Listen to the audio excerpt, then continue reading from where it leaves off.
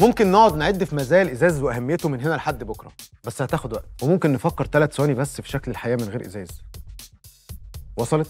مدينة العاشر من رمضان أكبر مدينة صناعية في مصر بأكبر عدد عمالة، مدينة ال3000 مصنع، واللي بيهمنا النهاردة إنها مدينة مصنع دكتور جريش. مصنع دكتور جريش بدأ إنتاجه في سنة 1985، واسمه بقى علامة في السوق، مش بس هنا في مصر، لأ، في أكتر من 40 بلد حوالين العالم. 6 مصانع حوالين العاشر بيستخدموا أعلى وأحدث المعايير عشان ينتجوا كل أنواع الإزاز اللي بتغطي جميع الاستخدامات، وكله عليه ختم صنع في مصر. مصنع جريش هو الوحيد في مصر والمنطقة كلها اللي بيصنع الإزاز العملاق. الإزاز بيدخل مصانع جريش خام، والخام ده كله متصنع في مصر، بس محتاج يتحضر ويتعالج بطريقة معينة علشان نعرف نستخدمه في الصناعة. وكل نوع إزاز وليه طريقة معالجة مختلفة.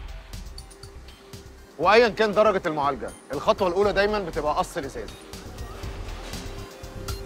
باشمهندس، أنا بقالي شوية بتفرج على المكنة ومبهور الحقيقة، إزاي بتسحب اللوح بالحجم ده وبينزل وبيتقص. عمليه القطع اللي موجود باستخدام كاتنج ويل.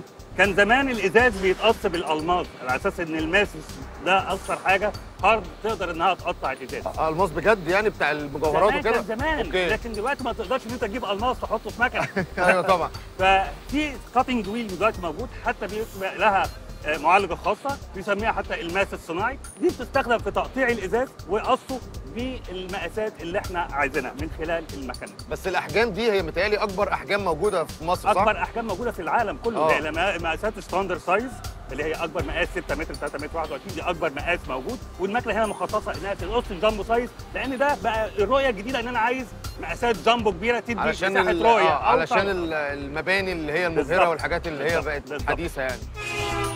هتقول لي مين محتاج لوح ازاز طوله 6 متر؟ هقول لك بص على كل المباني الحديثه، واجهتها كلها ازاز. هم دول الناس اللي بتحتاج الالواح الازاز اللي بالحجم ده. بعد ما بيتقطع بندخل على مرحله بعد كده معقده جدا. الالواح اصلا بتتحرك، فكره اللي هي بتبقى لازقه في حاجه دي مش خطر يعني؟ ما ينفعش مثلا؟ لا، دي سكشن كاب مصممه. اولا الازاز تقيل، يعني حته الازاز اللي حضرتك شايفها دي وزنها فوق 300 كيلو، فما فيش حد ان هو بني ادم ان هو يقدر يشيلها بامان. اوكي. الازاز ناتج عمليه القص حضرتك بيكون ازاز حرفه حاد، ما تقدرش ان انت تتعامل معاه. فبنهلها المرحله الثانيه اللي بنبتدي نخش عليها اللي هي مرحله الجلخ. حلو. مرحله الجلخ ان هو بياخد الازاز اللي موجود بالسكشنز اللي انت شايفها دي، حلو، بونش بكرينز موجود، يخش على مكنه الجلخ.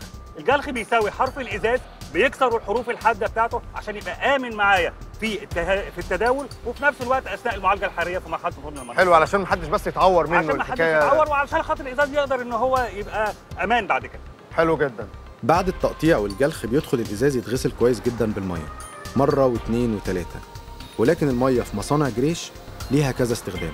ده عن طريق مكنه، ودي احدث مكنه العالم، اسمها مكنه الووتر جيت. الووتر جيت دي جايه من ايه يعني؟ اللي هو جايه شغاله بالووتر بضغط ميه بيوصل ل 4000 بار، وده ضغط كبير جدا.